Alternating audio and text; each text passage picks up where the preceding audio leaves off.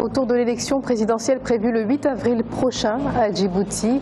Bienvenue aux téléspectateurs qui nous rejoignent. Juste avant la pause, nous évoquions avec nos invités le bilan du président sortant et candidat Ismaël Omar Guelleh. Et justement, nous allons poursuivre ce débat avec nos invités.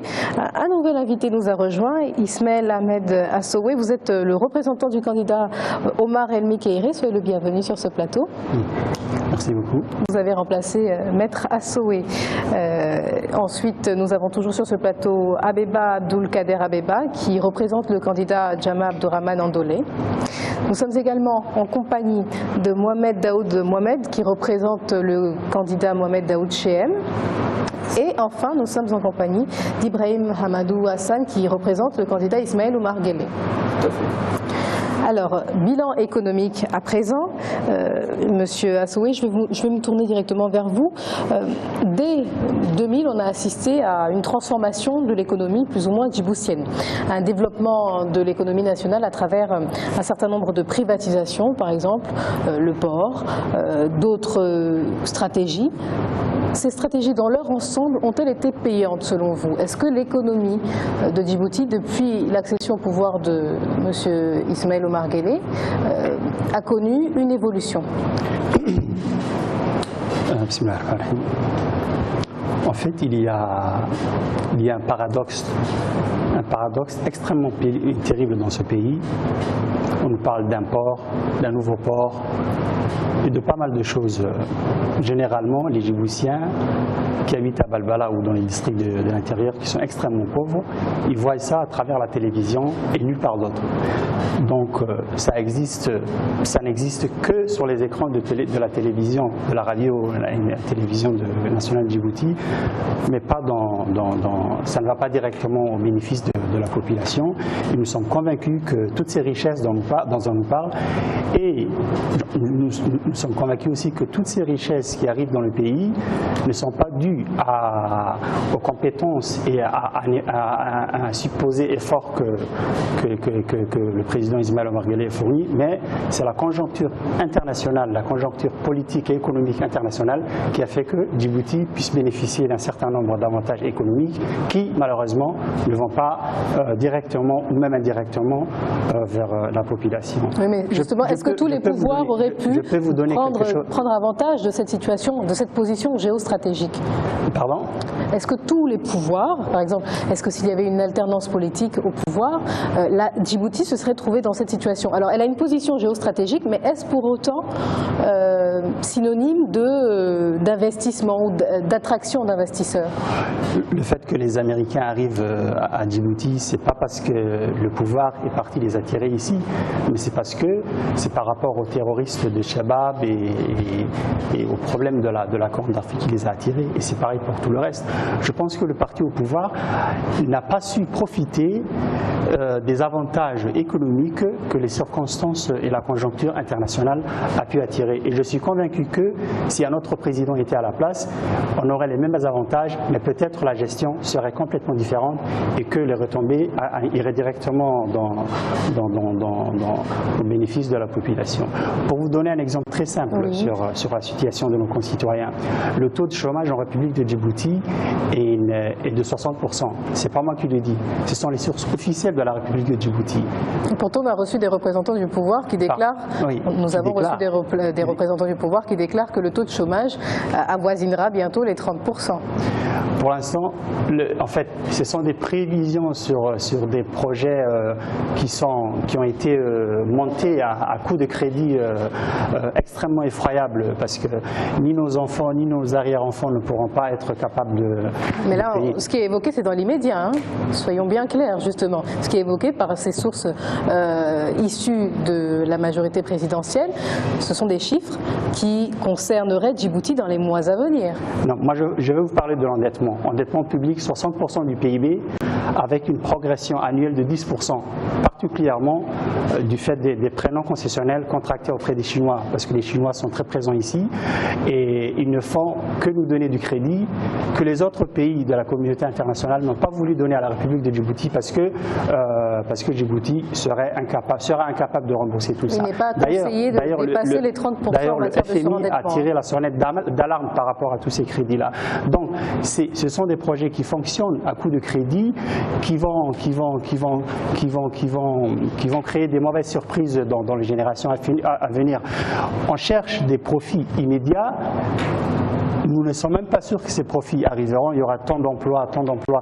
Ce sont des trucs, ce sont des chiffres que le pouvoir avance, mais on n'a rien jusqu'à présent. Tout ce qu'on sait, c'est que le taux de chômage est minimum de 60%. Bon, et la pauvreté. On va terminer sur ça. Oui. Vous pouvez terminer la pauvreté? Oui, à propos de la pauvreté en fait.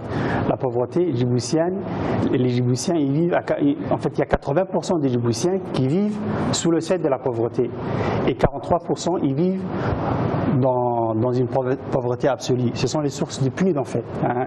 Et ça c'est la réalité de nos concitoyens. Donc nous dire qu'il y a des projets et qu'il y a une économie qui décolle et la réalité que vivent nos concitoyens, c'est un contraste et une contradiction qui sortent aux yeux en fait. Monsieur Abeba, alors c'est vrai qu'on note une faible diversification de l'économie djiboutienne, on le note, et une économie qui limite aussi la création d'emplois en général, les opportunités d'emploi dans les secteurs à fort potentiel d'utilisation de main d'œuvre. L'agriculture par exemple ou encore l'industrie pourrait résorber ce taux de chômage. Est-ce que vous avez l'impression qu'il y a eu des actes qui ont été posés pour aller dans ce sens-là? Je ne pense pas. D'abord, pour l'économie djiboutienne, c'est vrai,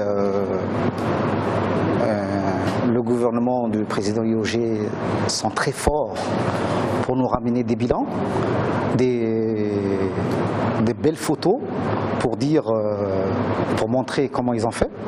Je peux poser une seule question, la mienne c'est, pour cette élection 2016, combien IOG a déboursé pour ces élections-là? C'est la seule question. On doit savoir la vérité. Est-ce que ce sont les dépenses de l'État? C'est les dépenses de l'État. Ça peut être sous fonds privés? Sous fonds privés. Donc ça veut dire qu'on bâillonne le peuple, on leur prend tout ce qu'ils ont. Aujourd'hui, ce sont les commerçants qui payent. Les commerçants en ont ras-le-bol. Les commerçants qui payent quoi? Ils payent leurs taxes pour financer la campagne présidentielle. Donc pour vous, les taxes ne servent qu'à financer la campagne du président sortant et candidat? Mais voyons, toutes les pancartes, toutes les photos, toutes les chansons. Aujourd'hui, ne pourrions-nous pas faire quelque chose de bien pour ce peuple? C'est vrai.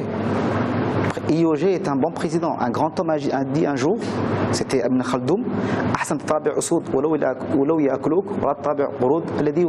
veut dire, en quelque sorte, c'est préférable d'avoir près de soi des lions qui peuvent te manger que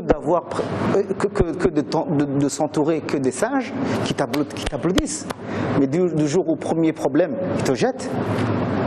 Aujourd'hui, ceux qui entourent notre président, oui.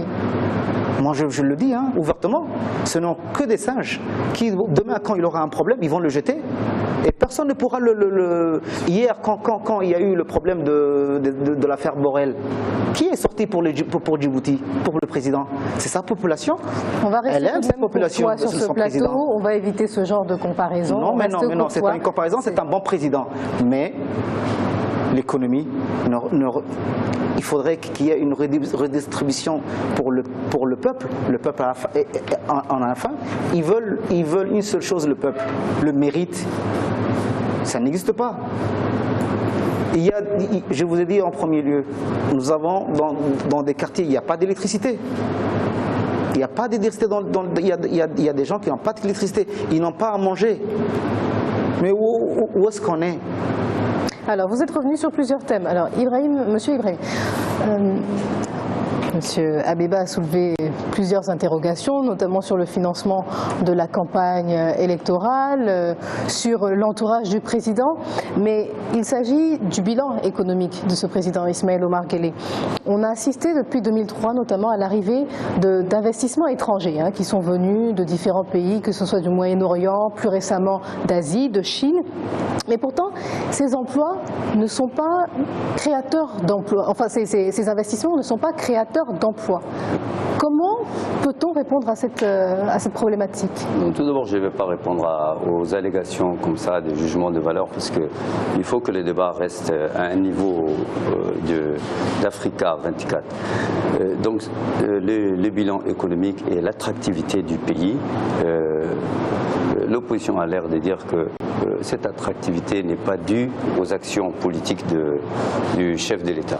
Moi, je le dis, cette attractivité n'est pas comme ça naturelle, elle n'est pas venue d'un fait parce qu'il y a eu des Américains qui ont voulu venir s'installer à Djibouti. Et sur ce point précis, j'ai dit que l'armée américaine avait le choix entre deux pays, si on connaît bien le dossier, l'Éthiopie et Djibouti. Et ça a été un choix délibéré, quand on connaît l'attachement des États-Unis à l'Éthiopie, d'avoir mis pied et la plus grande armée à Djibouti, en Afrique. C'est un choix délibéré. Ça, c'est pour répondre, pour apporter l'information à ceux qui ne le savent pas. Au niveau de l'attractivité, vous avez bien souligné qu'il y a eu un choix. Le port de Djibouti était dans une situation un peu difficile. Il y a eu un choix, pas de privatisation, mais de concession. On s'est allié avec un grand professionnel de port de Dubaï. Ça a été un bon choix, il y a eu une bonne gestion. Et le port de Djibouti et le Dubai Port, ils ont fait un succès historique sur cette coopération. Avec cette attractivité, tous les pays du Golfe se sont intéressés à Djibouti. Ils ont vu qu'il y avait une opportunité, que Djibouti était une porte ouverte vers l'Afrique et qu'il y avait des facilités à faire les affaires avec le gouvernement djiboutien. Et c'est ça qui a attiré Après, les Américains sont venus, il y a eu le 11 septembre, c'est sûr, il y a eu la lutte contre le terrorisme auquel Djibouti s'est associé. C'est un choix pas facile quand on connaît qu'en Somalie pullulent les Shabab. Pour le chef de l'État, ça n'a pas été un choix facile, il l'a fait, c'est un choix courageux. Et d'ailleurs, nous avons payé le prix de ce choix, tout le monde le sait. Je ne sais pas ce que les dirigeants, les actuels candidats auraient fait au niveau de ce choix. Tous ces candidats, ils n'ont aucun bilan à présenter. Je ne vais pas polémiquer. Mais tout de même, vous ne répondez pas à ma question, parce que ma question était la suivante. Oui. Comment se fait-il que dans une économie qui est en train de se développer, les secteurs ne soient pas porteurs et ne permettent pas de créer des emplois? Je vais y venir. Mais ce que je voulais dire, c'est que le gouvernement djiboutien, le chef de l'État, a fait un choix sur les infrastructures portuaires, de transport. Parce que quand on dit, il y a beaucoup de pays qui ont des positions stratégiques, géographiques, et cette niche n'a pas été exploitée. Ça a été exploité parce que nous avons pu développer un certain nombre d'infrastructures qui rendent irréversible la situation de compétitivité de Djibouti. C'est vrai que ce sont tous des projets assez capitalistiques qui ne créent pas immédiatement de l'emploi. Et c'est vrai qu'il y a un problème d'emploi dans notre pays, comme dans d'autres pays en voie de développement. Le taux de chômage n'est pas de 60%, c'est faux. Il ne faut pas comme ça propager des... Officiel. Non, les officiels, c'est nous. C'est le minimum que le pouvoir a bien voulu maquiller. En fait. Non, c'est pas le minimum. Les chiffres, le taux de chômage, il est aux alentours de 40-45%. Et en 2016, il sera de 39%. En 2016, quand on va calculer, il est en baisse actuellement. Ça, je peux vous l'affirmer. Moi, je ne fais pas de la propagande, je suis économiste et je travaille avec ces chiffres. Et je suis au courant aussi de la population. Le minimum. Non, vous jouez sur le ressenti de la population. Sinon, vous, plus. Au niveau de l'opposition, vous avez dit maintenant que tous ces projets sont factices. Comme dit la chanson populaire, ma Bemba, comme dit la chanson, ce sont des faits réels, des infrastructures sont là. Justement, vous pouvez dire, il faut le dire. Vous pouvez dire que pour ces infrastructures, on s'est endetté. Oui, il y a eu un choix d'endettement. Il n'y a aucun bailleur de fonds qui peut financer un projet d'adduction d'eau entre l'Éthiopie et Djibouti. Il n'y a que la Chine qui a assez d'argent. Attendez, monsieur Assoué. Il n'y a que la Chine. Il n'y a que la Chine. Attendez. Il n'y a que la Chine qui a assez d'argent pour financer ce type de projet et à des taux concessionnels. C'est un choix. Vous savez très bien que dans notre pays, il n'y a pas assez d'eau et que le problème d'eau peut aboutir à une sorte de révolte au niveau de la population. C'est un choix délibéré. Nous endettons pour donner de l'eau à la population djiboutienne. Mais vous jouez sur le ressenti. Vous dites que ça existe uniquement à la télé. Les gens de la population de Balbala ne savent pas. Oui, il y a des ressentis, il y a de la pauvreté dans ce pays. Mais ce n'est pas c'est ce que vous dites. Merci à vous. Monsieur Mohamed, alors justement, un autre sujet, les importations, les exportations. Alors les exportations sont faibles au regard des importations à Djibouti, que ça concerne les hydrocarbures, les produits alimentaires. Vous le soulignez justement tout à l'heure, monsieur Abeba. Comment aurait-on pu faire pour changer cette donne qui est aussi liée à cette position de Djibouti et à ses conditions climatiques notamment? Bon, je crois que il serait plus judicieux de faire travailler la terre par l'agriculture. Est-ce que dans un pays désertique, c'est réellement possible? Bah, il suffit d'avoir le courage et la volonté. Parce qu'il y a des pays qui filtrent dans la mer. Israël, non loin. C'était un désert en 50. Vous savez, à Djibouti, on fait, par exemple, il faut tout pour attirer, pour embellir Djibouti, mais rien pour le peuple.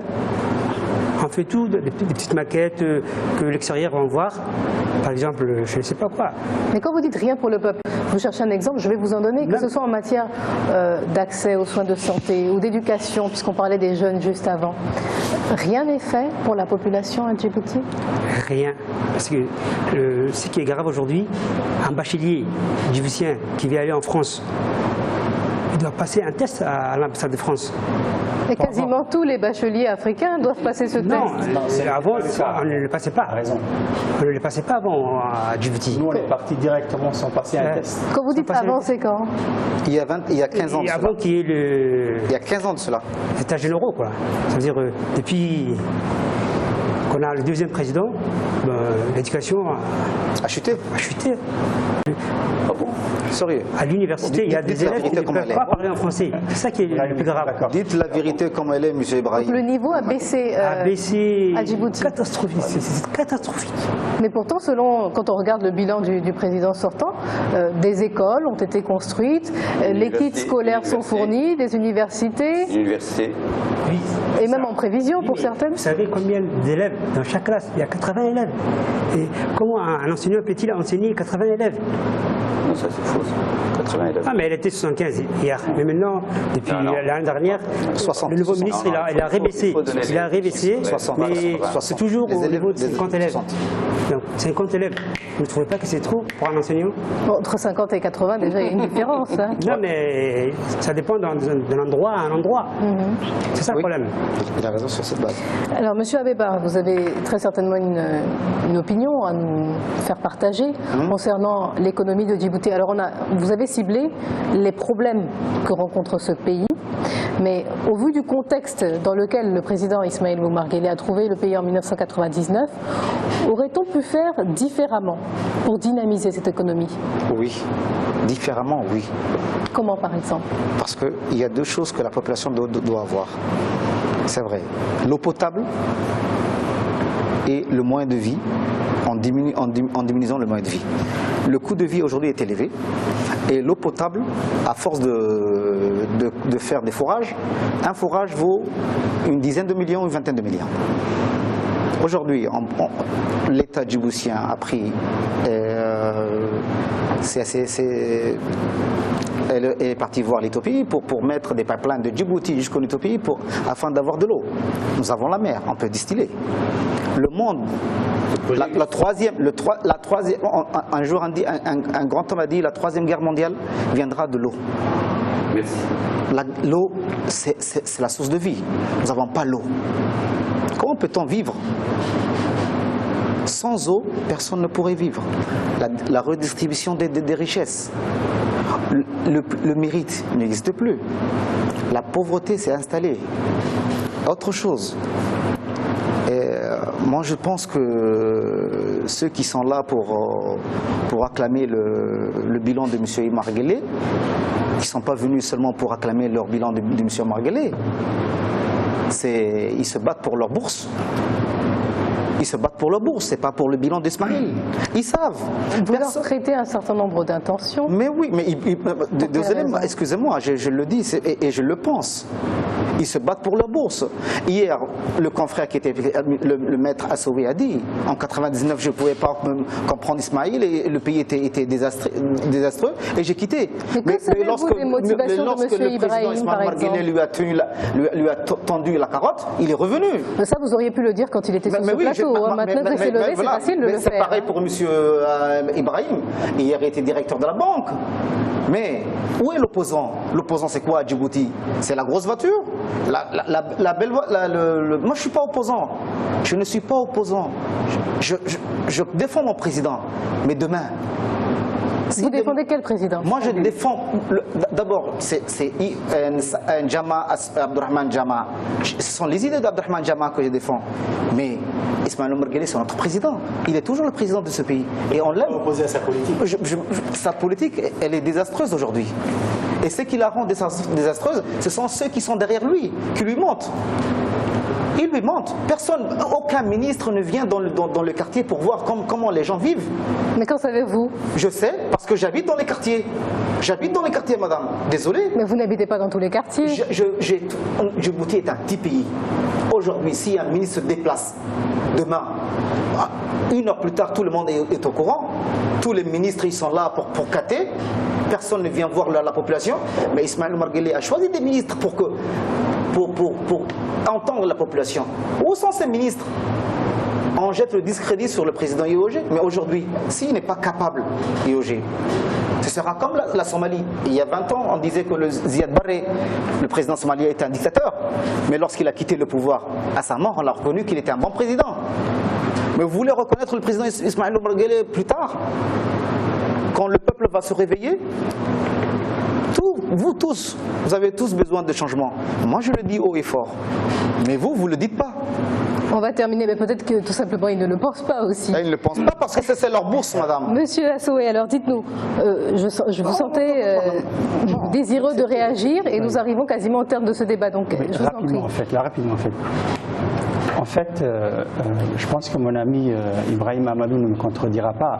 En parlant du 4e, nos amis de l'UMP ne parlent jamais d'un 4e mandat du président de la République, ils parlent du nouveau mandat en fait.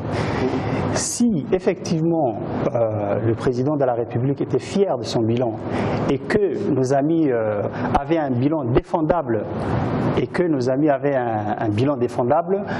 il pourrait très bien dire, écoutez, le président il a fait 3 mandats excellents où le taux de pauvreté, le chômage ont été largement résolus. Il faut juste un 4e mandat pour qu'il finisse son travail. Ils ne disent pas ça, ils disent un nouveau mandat pour camoufler 3 mandats catastrophiques et désastreux. Ça, c'est la première chose que je voulais dire. La seconde chose, en fait, en parlant du bilan de Ismaïl Omar Guelleh, ils ne disent pas le bilan est positif. Ils utilisent généralement un superlatif. Le bilan est plus que positif, extrêmement positif. Et ce superlatif est quelque part douteux, en fait. Est-ce que tous ne le font pas en période électorale? Ils le font. Est-ce que vous êtes sûr que tous les représentants de candidats qui sont sur ce plateau ne font pas usage de superlatifs lors d'une campagne électorale? Mais la différence avec l'équipe de l'UMP, ils le font tout le temps, en période de campagne et hors campagne. C'est toujours l'éloge, c'est toujours les grands portraits, c'est toujours plus que. À un moment donné, il leur arrive de ne plus trouver un mot assez fort pour qualifier, et ils le disent en fait, il n'y a pas de mot assez fort pour qualifier ce que le président Ismaël Omar Guelleh a fait. Et la troisième chose, en fait, c'est le camouflage.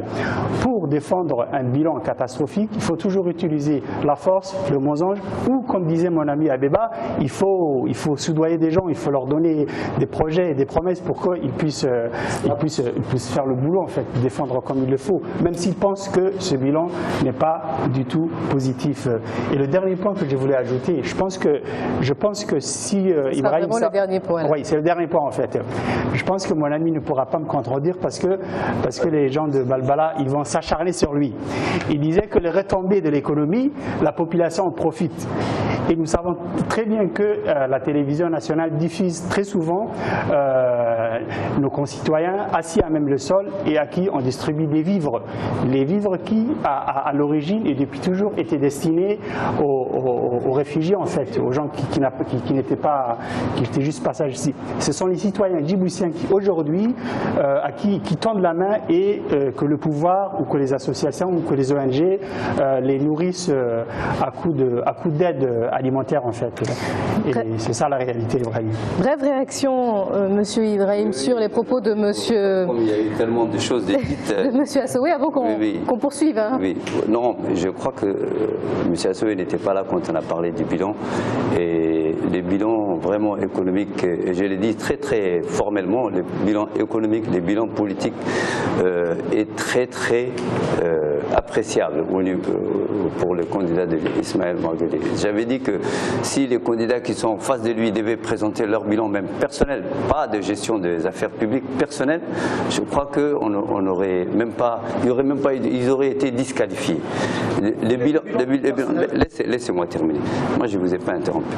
Donc, que ce soit au niveau de l'unité, de la paix, de la préservation de la paix, des développements économiques, et M. Assoué doit savoir, même s'il est jeune, que lorsque Ismaël Omar Guelleh a accédé au pouvoir en 1999, il y avait 6 mois de retard de salaire.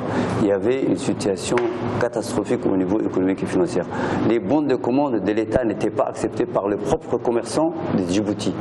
Aujourd'hui, si vous prenez la photo avant, actuellement, si vous êtes objectif et honnête intellectuellement, vous ne pouvez pas attaquer Ismaël Omar Guelleh sur son bilan. C'est impossible.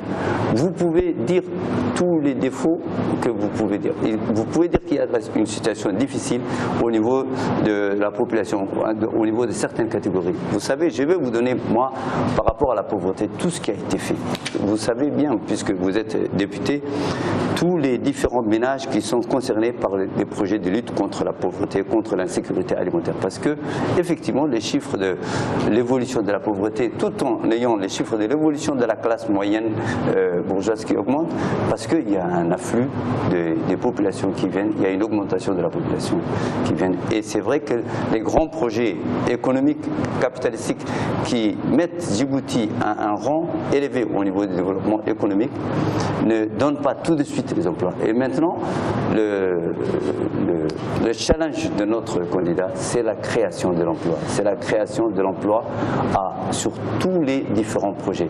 Et ça, tous les candidats le martèlent, mais tout de même, là vous parliez de projets d'infrastructures, de grands projets d'infrastructures, effectivement. C'est vrai, mais il semblerait aussi que justement ces projets vont alourdir encore plus les charges dans le budget de l'État, notamment. Et surtout la dette. Ça vraiment, je suis très bien placé pour vous répondre, madame. Au niveau de l'opposition dit souvent, voilà, ils sont en train de renforcer la coopération avec la Chine, ils sont en train de s'endetter avec la Chine, ils sont en train de développer les pays. Les États-Unis, tous les jours ils s'endettent, c'est les pays les plus endettés. La France, tous les jours s'endette à la bourse pour payer les salaires de ses fonctionnaires. Les États-Unis ne sont pas forcément un exemple en la matière. Non, mais c'est sûr, c'est sûr. Non, mais ce que je vais dire, c'est qu'il n'y a pas de politique volontariste de développement sans endettement. Djibouti n'est pas un pays qui a des ressources pétrolières, n'est pas un pays qui a des ressources aurifères. On n'a pas de ressources minières comme le Zaïre ou le Congo. Donc il faut demander l'argent sur des projets qui vont assurer l'avenir de nos enfants. Mais il y a un seuil de soutenabilité qui est de 30%. À Djibouti, on est au-delà de 50%. Actuellement, on est aux alentours de 50%. Actuellement, oui. Aux alentours de 50%. Et je peux vous assurer que les dispositions fiscales, les attractivités qu'on est en train de développer vont allons pouvoir assurer les remboursements de ces dettes à terme. Et les projets, que ce soit des chemins de fer, les projets d'eau qu'on dit social, les projets des différents ports sont assez rentables pour pouvoir rembourser ces dettes. Ce ne sont que Monsieur des projets. Mohamed, ce ne sont que des projets, nous dit Monsieur Assoué. Monsieur Mohamed, vous souhaitez également réagir aux propos de Monsieur Ibrahim Si tu ne veux pas voir concernant ce le qui existe. développement de Djibouti Si tu veux et son t'aveugler par évolution, rapport à ce qui la existe. stratégie qui est mise en Télévision, on place. le voit. Bon, c'est vrai. Apparemment, il y a une conversation parallèle sur ce plateau, mais je posais une question à Monsieur Mohamed. Excusez-moi. Et vous disiez, Alors justement, j'étais en train de vous poser une question, j'ai même perdu le fil des mots. Réagir. Globalement, votre réaction générale sur les propos de M. Ibrahim concernant la stratégie en matière, que ce soit en matière de surendettement, que ce soit en matière d'investissement, d'investissement à Djibouti, de développement structurel. en gros, je crois que bon, ils peuvent toujours prétendre de belles choses, mais au fond, ça ne restera que ce qu'elle était pour moi. Ça veut dire la pauvreté. Et la pauvreté, le pire qu'il y a à Djibouti, c'est l'injustice sociale. Donc, une fois qu'il y a l'injustice sociale, il ne peut pas y avoir des projets crédibles. Parce que les gens ne sont pas égaux devant la loi, la chance d'avoir. Et ce qu'il y a de plus pire, c'est la corruption, qui fait que personne ne peut en profiter. Il n'y a que les riches qui peuvent profiter aujourd'hui. Qui peut vivre aisément à Djibouti aujourd'hui? Il n'y a que le dignitaire et le commerçant. Les autres, c'est comme des étrangers, quoi. Alors on aurait aimé poursuivre le débat. Vous aviez quelque chose à dire. Je vous donne 30 secondes pour rajouter. En parlant du candidat Jama, Abdurrahman Jama, je veux vous dire une chose. Les années 90, c'était le premier qui a eu l'idée de mettre en place le lycée Piget. Vous connaissez le lycée Piget, le collège Piget? Le résultat, c'est qu'après deux années que les élèves sont sortis de ce pays, même le ministre des Affaires étrangères actuellement était un enseignant.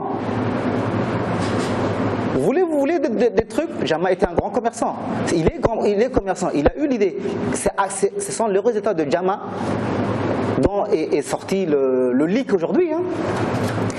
Vous avez copié-collé pour le leak. C'est Jama qui a eu l'idée de créer ça. Vos 30 secondes sont écoulées. Qui a quitté les pays? Le Piget, parce que vous avez voulu qu'il quitte le pays. Merci mon messieurs, frère, merci monsieur. Bon, oui, un dernier mot. 10 secondes, Oui. pas 30 secondes.